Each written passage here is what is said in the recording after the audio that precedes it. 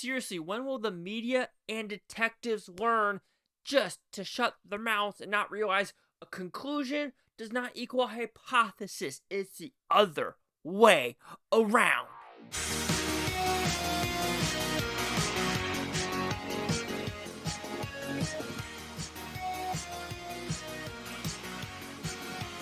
Chase Lee Hockey here with the Blue Futon reviewing Netflix's Season 1 Cold Case, Who Killed JonBenét Ramsey. So if you didn't know, this is nearly 30 years since her murder, revisiting the death of JonBenét Ramsey, the child beauty queen killed in her Colorado home, featuring interviews with key figures, including her father. Unfortunately, because her mother passed away from cancer, if I'm not mistaken. So that's the synopsis. Did I like this 3-episode doc? Absolutely. This is how documentaries need to be accomplished. Get to the point, have the right interviewees, and give different facts. Like, there is one thing in this documentary, I hate that word sometimes because I just suck at English, is going through the house, because this is a very maze-like house, and trying to get a perspective of what people were seeing is very fascinating. So with this, I'm not really going to talk about the actual doc because it's well made, well crafted. I'm going to talk about the case itself, some issues with the case, what people were doing, and the overall conclusion. Cold case, I'm going to say they have the right person. That person that was in the Philippines, not mistaken, I think it was him. Let's put it that way. I think, even though it's a cold case, I'm going to go with that person. Yes, they could say the DNA doesn't match, but I do feel like there's enough evidence, especially with the pictures and the phone call. Is there like voice matching that we could actually conclude that it is this person? That's all I'm going to say. Okay. Fault on the parents. Not searching, and the cops. Not searching the whole house. Come on now. You have a basement. You need to look at this suitcase, the window, and just a room with with JonBenét in it. That is the number one flaw where I'm like, come on. If you know your daughter is missing, you need to look throughout the house. And that's where I'm saying there's evidence of what happened to her and that guy on the phone call that talked to the reporter, if I'm not mistaken. That's him. It 100% is him. So I'll put it that way. I don't think it's a cold case in my opinion. But with the parents, that is one of the most dumbfounding things where I'm like, you gotta look throughout the whole house. Same with the cops. Like, even though their excuses like, well, there's only like one homicide a year. Not an excuse. Not an excuse. And this is the point, is when they found the body, that the father found the body, the police automatically said, and the media automatically said, it's the parents, it's the parents, it's the parents. And they did not question things. When they had DNA on Ms. JonBenét's underwear, and they had the evidence, and they held it for 6+ months, knowing it's not a family member, knowing it's not the brother, the mom, the dad. It's just a slap in the face where you know the cops were like, we cannot have this in the public because we really want the father, mother, or brother to be the person that killed their sister or daughter. That's just disgusting. Absolutely freaking disgusting. So that's the cops, where it's just like, the hubris of some of these cops. Same with the one where the girl got raped and came back and she was kidnapped, and the cops completely dismissed her. American Nightmare, I think that's what that one is called. It is like, holy shit.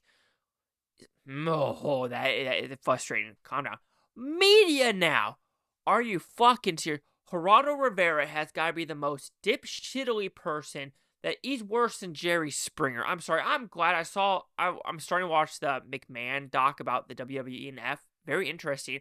I'm glad Hulk Hogan and his buddies knocked the fucking shit out of him. Because him doing the thing, a mock trial where they bring on people that's like, oh, they're sexualizing her daughter. Or they say other shit like that where it's like, oh, or the police think like, oh, since the dad has weird photos of his daughter on the camera or on his desk, he must be sexually assaulting her. It's like, what the fuck?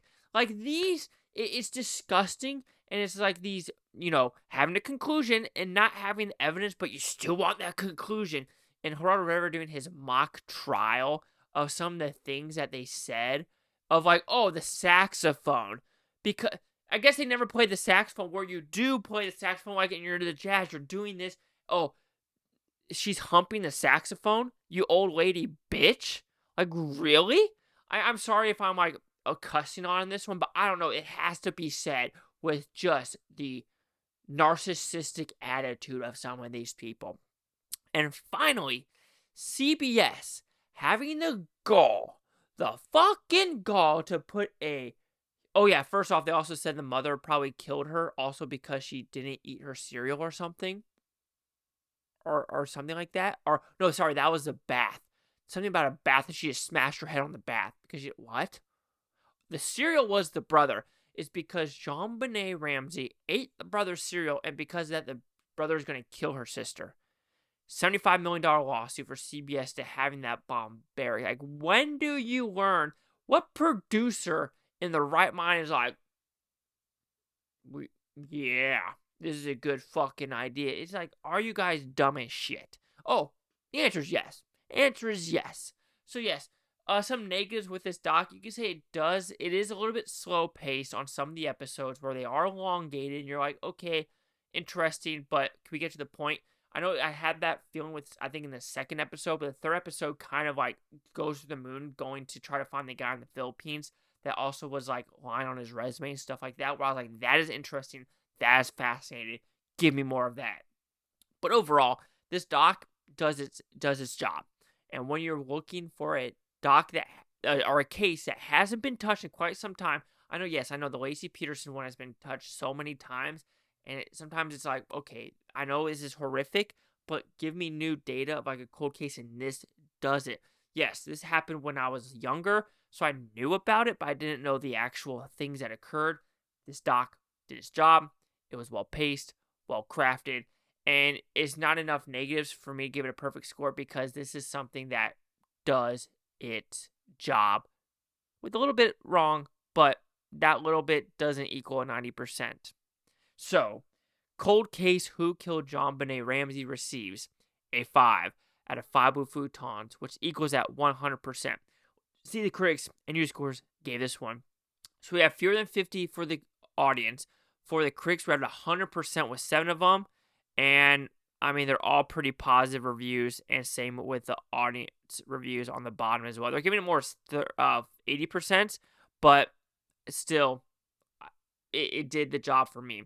So the 100s. Chase Scott here at the Blue Futon. Like, comment, subscribe. One other things, Blue Futontopia. You Blue Futonians. Thank you for watching. Have a great day. Watch this tape tomorrow week from month or near 5 hours. You a freaking one of you. Killing girls. Fuck off.